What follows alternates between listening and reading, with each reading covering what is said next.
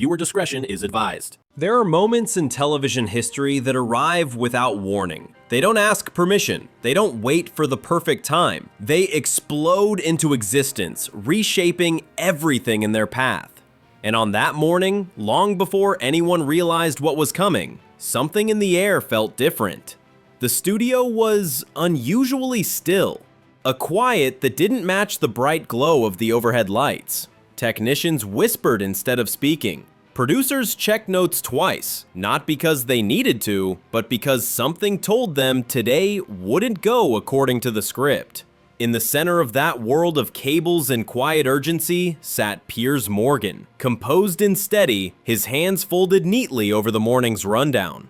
Wasn't nervous. JFK he never was. But even he could feel something shifting, like the pressure drop before a storm. He glanced toward the entrance. Not yet. Disillusion wasn't due for another few minutes. Piers had interviewed world leaders, renegades, icons, and enigmas. He had sparred with people whose names carried as much weight as the chairs they sat on. But this guest was different, not because of her title, but because of the turbulence that followed her wherever she went. Markle was not arriving for a conversation. She was arriving as a global headline waiting to happen. The audience murmured with a strange excitement. Some leaned forward in their seats. Others held their breath without realizing it. They weren't just expecting drama. They were expecting history. A stagehand nodded, and the door opened. Meghan walked in with a kind of confidence that didn't simply enter a room. It filled it. Perfectly styled, perfectly poised, perfectly aware of the eyes locked on her. She carried the presence of someone used to making entrances, and yet there was an unmistakable tension in her shoulders, something hidden, something she had no intention of showing. Noticed. Jang always noticed. She took her seat across from him, crossing her legs with practiced precision. Her expression warm on the surface, but unreadable beneath the smile. The applause settled, leaving a kind of humming anticipation behind it. Piers broke the silence first. "Welcome, Meghan. I appreciate you being here." "Of course," she replied gently. "I'm happy to talk." The words were polite, the tone was not. And that was when the pressure shifted again. Professionalism, misinformation, but enough for every instinct in Piers's body to sharpen. He leaned forward slightly, speaking with the calm assurance of a man who had done this 1,000 times. "Before we begin, I want to be clear. Today's conversation might go into uncomfortable places. Not because I'm here to attack you, but because I'm here to understand you. Genuinely, truthfully, fairly." A slight pause, a flicker in her eyes. "That's fine," Meghan said. "I'm used to uncomfortable places." Piers nodded. "So were my questions." A soft ripple moved through the audience. And in that single moment, before a single accusation, before a single emotional crack, something became undeniable. These two weren't here for an interview. Contentious. They were here for a collision. Piers examined his notes, but he already knew the first question by heart. "You've said a lot recently about your treatment, about the struggles you faced, about feeling unseen and unheard. Many people sympathize with that, but others feel confused, because you've also done more interviews than almost anyone else in the last few years. And some people wonder, if someone feels silenced, how do they end up speaking louder than ever?" Meghan didn't immediately respond.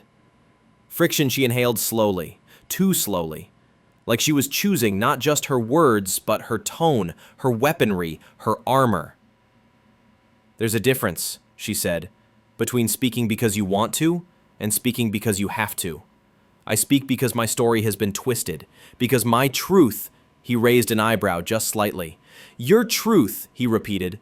"That phrase fascinates me, because truth isn't usually something that comes in different versions." Mailbox's smile tightened by a fraction. Salmon, a tiny shift, but a seismic one in the language of confrontation. "You're twisting what I mean," she said softly. "You always have." And a few heads lifted in the audience. Crimson. Barely a hairline fracture, but real. "Didn't flinch. I'm not twisting anything. I'm asking what millions of people are already wondering. Crimson fingers tightened around the arm of her chair. The air thickened. And for a brief moment, just a breath, Piers wondered if she might walk off right then. He studied her expression carefully. Beneath the elegance, beneath the careful smile, beneath the public persona, there was heat, sickness, shimmerment, imprisonment, missiles. Not the kind that comes from weakness, the kind that comes from remembering battles you thought you'd left behind. He pushed further yet, signing this early. The storm wasn't ready to break, but it was circling. He continued, voice even, measured, almost gentle. You've made very serious claims about being mistreated, about bias, about cruelty, about being isolated. But when people ask for specifics, you often stay vague. Some people want to understand why. Meghan looked at him, really looked at him, as if trying to decide whether he was an adversary or simply the first person to question her without a script. Are you calling me dishonest? She asked quietly. No, Piers replied. I'm saying that when someone drops heavy accusations, it's reasonable to ask for clarity. The silence that followed was unlike anything the studio had felt before. Slashing, signing, brightened, wrapped itself around every person in the side room. And no one had any idea that this moment, this quiet, simmering pause, was laying the groundwork for the explosion that would come later. Because neither of them was planning to back down. Not today. Not in this room. Not in front of millions. And the storm that was about to break would change everything. The quiet in the studio was deceptive, like the surface of a frozen lake hiding a current of water rushing violently beneath. Meghan shifted in her seat again, the kind of shift that isn't about comfort, but about preparing for something. A thought, a defense, a counterstrike. Trembling. Her voice came calm, but it trembled underneath like a note played on a strained violin string. You don't understand what it's like, Piers. None of you do. Maybe she meant the audience. Maybe she meant the world. Flooring but all eyes locked on Piers to see whether he would soften, retreat, or strike back. He didn't do any of those things. He simply let her speak. That world, she said, choosing her words with delicate precision. It doesn't welcome you. Not when you're different. Not when you're outspoken. Not when you don't fit the shape they want you to be. Piers didn't interrupt. He could almost sense the audience leaning forward, hungry to hear something honest, something raw. This was the moment interviews lived for, the moment a guard slips. But before she could continue, he asked a question that sliced straight through the air. So tell me, when did you first feel the walls closing in? Her eyes flickered, surprised. This wasn't the attack she expected. This was something else, something far more dangerous. He was asking for a memory. A memory exposes more than arguments ever can. Miss Meghan inhaled, as if searching for the safest truth. There was a moment, she said quietly, early on. A gathering, an event. I walked into a room and every conversation stopped. People looked at me like I was an intruder, like I didn't belong in the picture they'd already framed. That was when I knew. Piers nodded, absorbing her words without judgment. This was new. This was detail. This was the kind of vulnerability that made stories real. And for a heartbeat, it changed the temperature of the room. You felt excluded, he said. I was excluded, she replied. He let the words linger, carefully, respectfully. Then he guided her forward. And when did it go from exclusion to something worse? Something that made you speak out the way you have. Something painful flickered across her expression, pain mixed with something unspoken, maybe anger, maybe regret. People stopped seeing me as a person, she said. I became an idea, a headline, a symbol. And symbols don't get compassion, they get scrutiny or hate. The audience didn't move. For the first time since she walked in, Meghan wasn't performing. She wasn't posing, slender. She wasn't deflecting. She was remembering. Piers recognized the moment for what it was, an opening into the truth behind the persona. But he also recognized the danger, because moments like this can either deepen understanding or expose contradictions. He leaned forward, his voice steady. Then answer this honestly. When you were struggling, truly struggling, who did you trust with the truth? Who did you confide in? Salmon, her jaw tightened. The guard slammed back into place. That's personal. That's why I'm asking, Piers said slowly. Personal truths explain public actions. A flash of irritation crossed her face. Not rage, not yet. Turbulence, but the first spark. You always do this, she said, frustration sharpening her tone. You twist something private into something public. Not everything is for you to pick apart. And yet, Piers replied, you've spent years telling pieces of your story in fragments. Interviews, series, documentaries. You opened the door just enough for people to guess, but not enough for them to understand. That's why people question your motives. There it was. Shields. The shift. The moment the conversation slipped from introspection into confrontation again. Meghan leaned forward, her eyes hardening. You think I owe you my pain? No, Piers replied. I think you owe the world clarity when you speak in a way that impacts people's reputations and public trust. Pain is personal. Accusations aren't. The room exhaled, if only because no one had been breathing for several seconds. Miss Meghan didn't back down. And what about the pain caused to me? She asked. To my family, to my child. Does that not matter because someone else's reputation is more important? It matters, deeply. But pain is not proof. And when powerful people speak, their words can shape entire narratives. Narratives shape opinion, and opinion shapes lives. That's why clarity matters.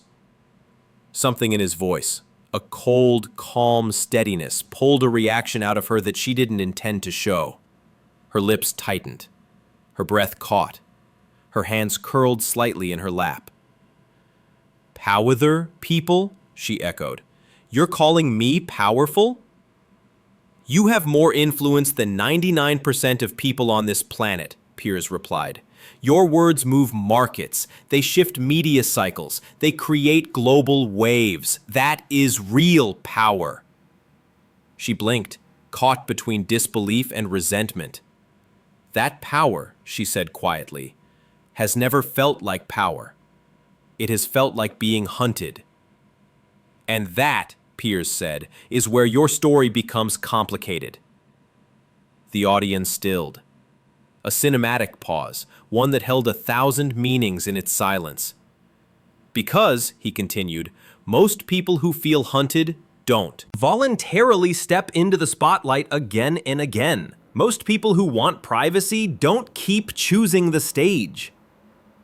Her expression changed instantly, like a wire pulled too tight. You have no idea what I've been through. Then help me understand, he said. I shouldn't have to explain trauma to get empathy. And I shouldn't have to accept claims without questions to give you credibility. There it was, the crackle before lightning, the spark that would eventually become a wildfire. But they weren't at the breaking point yet, not quite. Because before the storm reaches its peak, It always pulls back. Just for a moment. Just long enough to take a breath. And Meghan took that breath. "You want specifics," she said slowly. "Fine. I'll give you one. The moment I realized nothing would ever be the same was the moment I saw the headlines." She paused. "The ones that blamed me for everything before I even said a word. That's when I knew the world wasn't interested in my truth, only its own version of me." Princess listened carefully. It wasn't the detail he expected, but it was real. Emotion wrapped in memory. And he was about to push deeper, much deeper, into the cracks she had opened. But neither of them realized that the questions coming next would turn this conversation from tense to dangerous. Signing hung between them like a fragile thread, thin, trembling, and seconds away from snapping. Meghan's eyes held a storm she was working hard to contain. Piers could see it. The audience could feel it. The tension wasn't just in the room now, it was pressurizing the room. Heresy waited, letting her breathing steady, letting the moment sharpen itself. Then he went in. "You mentioned headlines," he said quietly. "The world painting a picture of you before you ever had a voice. That sounds painful. But let me ask you something. When those headlines came out, when the stories spread, did you correct them? Publicly?" Her brow furrowed. "What do you mean?" "You stayed silent," Piers said, "for weeks, months, years in some cases. Why?" Meghan blinked, caught off guard by the precision of the question. It wasn't accusatory. It wasn't emotional. It was surgical. "I didn't stay silent by choice," she replied. "I was told to." Piers nodded slowly. "By..." She paused. "Too long." "This is exactly what I mean," she said finally. "The moment I open my mouth, people demand the names, the specifics, the private details. I'm not throwing individuals under a bus just because the public is curious." "It's not about curiosity," Piers said, voice steady. "It's about credibility. When someone says they were silenced, the natural question is, by whom? That's not malicious, that's logic." Something flashed in her eyes. Not fear, not anger, something far more complex, toughest. "You don't want the truth," she said softly. "You want a villain." "And you don't want responsibility," Piers replied. "You want immunity." Her jaw tightened, the muscles in her face trembling with the effort to hold herself together. "That's unfair," she whispered. "So is ambiguity," he responded. The audience didn't dare make a sound. Meghan exhaled sharply, gathering herself, pushing emotion down with visible effort. "You're simplifying something incredibly complicated," Piers said. "I'm trying to understand something complicated. But every time I ask for clarity, you call it an attack." "That's because it feels like one." "And that," Piers answered, "is the moment where facts get buried beneath feelings." There it line. Emissions. The one that changed the gravity in the room. Her voice hardened. "You think you're human," he said. "But when humans make public accusations, their emotions don't replace evidence." Spilled gasps rippled through the audience, small but sharp. Meghan stared at him, and for the first time, something shifted behind her eyes. Something deeper. A mix of anger and hurt. "You don't care about my evidence," she said quietly. "Nothing I say will ever be enough for you." "That's not true," Piers replied. "I've changed my mind many times when people brought facts to the table. But you haven't brought facts. You've brought feelings. And feelings matter, but they don't answer questions." She sat back, visibly rattled. For the first time since entering the studio, she looked less like a royal guest and more like a person caught between the truth she lived and the narrative she crafted. And Piers, he saw the crack. The moment vulnerability and defensiveness collided. He went deeper. You've said before that someone made a comment about your child's skin color. His tone remained calm, almost painfully calm.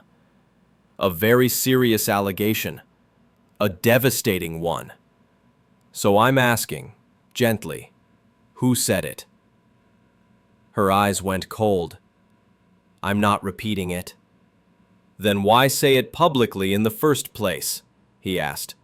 Do you realize what happens when you drop a bomb like that and refuse to follow it with clarity? She swallowed hard. Flooring in the room thickened. You don't get it, she said.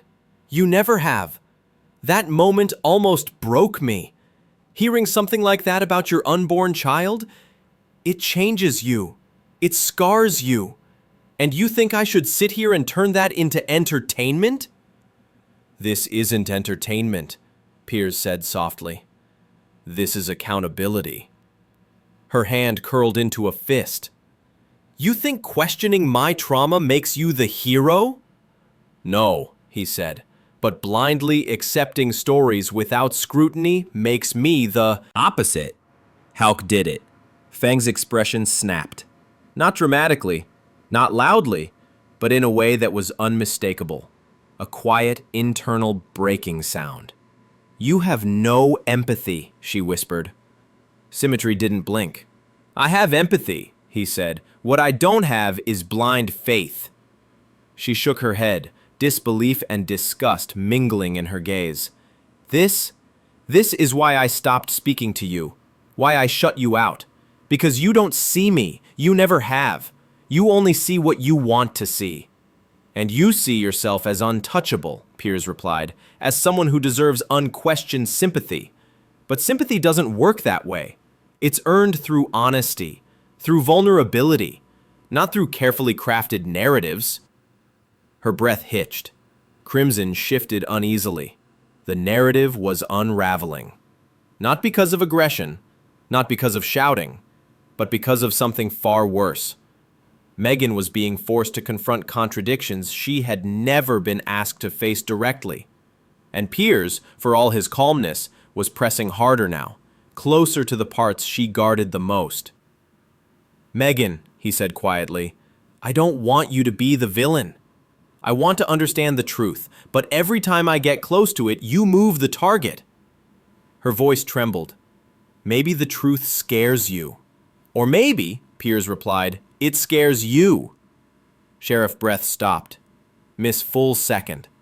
Then another. Something inside her cracked further. This time not out of rage, but out of the fear that he might be right. Still the studio felt the shift. The air thickened, and the storm that had been building since the moment she walked in finally began to form shape. A storm neither of them could control. Because the next question, the one Piers was about to ask, wouldn't just strike a nerve. It would hit the very foundation beneath Meghan's entire narrative. The air felt heavier now, as if the entire studio had taken one collective breath and gotten stuck there, mid-inhale. Piers studied Meghan with a stillness that wasn't cold, just unnervingly precise. Like he knew exactly what came next, and that she wasn't remotely prepared for it. He leaned in slightly. Meghan, there's something people keep asking, and I need to ask it too. She stiffened, the muscles along her jaw tightening. What now? He didn't raise his voice. He simply dropped the question like a stone into deep water. When everything was happening, when you say you felt trapped, unheard, and afraid, why didn't you speak up then? Why wait until cameras, interviews, and contracts came into the picture? The entire room froze. This wasn't an accusation. It was worse. It was a spotlight tracing a line straight through her story. Her mouth opened, but no words came out at first. "You think I did this for attention?" she finally said. "I'm asking why the courage came later," Piers replied. "Why it didn't come when you were still inside the world you're describing." Meghan's eyes flashed. "Because I wasn't safe." "You're safe now," he said.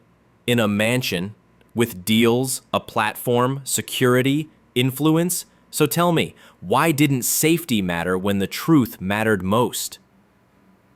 Neil Revener ran through her breath. "You don't understand fear." "Explain it to me," Piers said. "I shouldn't have to. That's the problem," he answered. "You want people to believe you, but you won't take them into the moment. You won't let them see it." Silence. Silence. Long. Temptation. Unforgiving.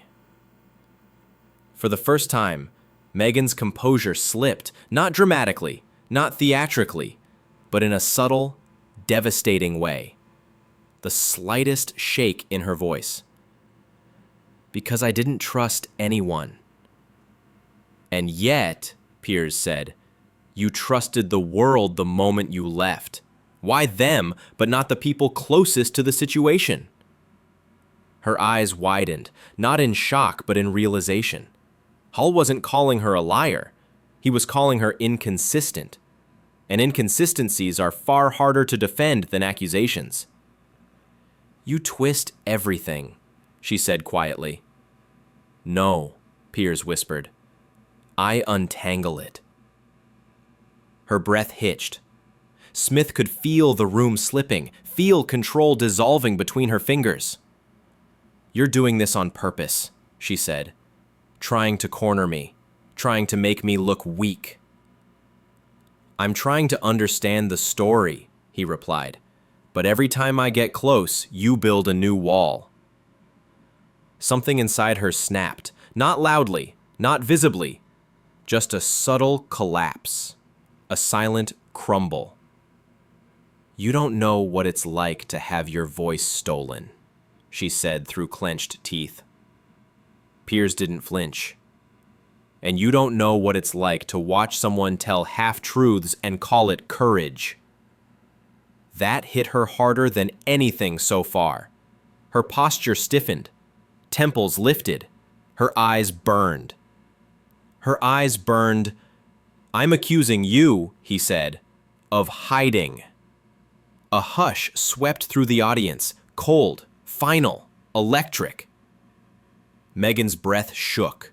Her fingers tightened around her purse. Her voice trembled, not from fear, but fury. "You know what? I don't have to endure this." Calibration. His stood abruptly. That sharp, decisive movement broke the room in half. Crimson flinched. Crew members exchanged looks. A producer mouthed something that sounded like, "Oh God." This was it. Clark becoming a break. The storm finally touching ground. The moment the entire world would replay in slow motion. Piers remained seated, completely still. "Walking away doesn't answer the question," he said softly. Meghan turned around, eyes blazing. "I don't owe you anything." "You came here to tell your story," Piers replied. "But stories fall apart when the storyteller refuses to face their own contradictions." Her voice dropped to a dangerous whisper. "You're the contradiction." "And you're the one leaving," he said. That landed like a blow. For a second, for just 1 second, her expression shifted into something raw. Not anger, not superiority, horsepower, messaging. But the moment vanished as quickly as it came. She turned on her heel, ready to storm off the stage. Tensions, the atmosphere vibrated with tension, like watching a glass fall in slow motion, knowing exactly how it will shatter when it hits the ground. But before she could take a full step, Piers spoke again. Bishop's not loudly, not aggressively, Bales of clarity that cuts clean through armor. Meghan, why are you running now? She froze. 1 second, 2 seconds. That was all it took. The break became irreversible, and underneath, explosion was now inevitable. Meghan stood still, half turned, half leaving, caught between instinct and image. Spinach, the studio, felt suspended in air, as if gravity itself waited for her answer. Didn't turn around fully. She just spoke into the silence. You're twisting everything I say. No, Piers replied. I'm asking why the moment things get difficult, you choose the exit instead of the explanation. Her shoulders rose with a trembling breath. I'm leaving because this isn't a conversation. It's a trap. A trap only catches someone, Piers said, if they step into it unprepared. That line struck her, hard. Shipping back toward him, not approaching, just glaring across the space that suddenly felt like miles. You think you know me? You think you understand anything I survived? I'm trying to, he said, but understanding requires answers, not avoidance. You think badgering me gets those answers? I think running away avoids them. The words echoed, quiet but lethal. Her throat tightened, not with tears, but fury that bordered on heartbreak. You have no idea what people like you have done to my life, she said. How many times I've been cut open for the world to dissect. Piers held her gaze calmly. And yet you're here again, on another stage, telling the world you were silenced while speaking louder than ever. A crack. A breath. A pressure of hurt flashing across her face.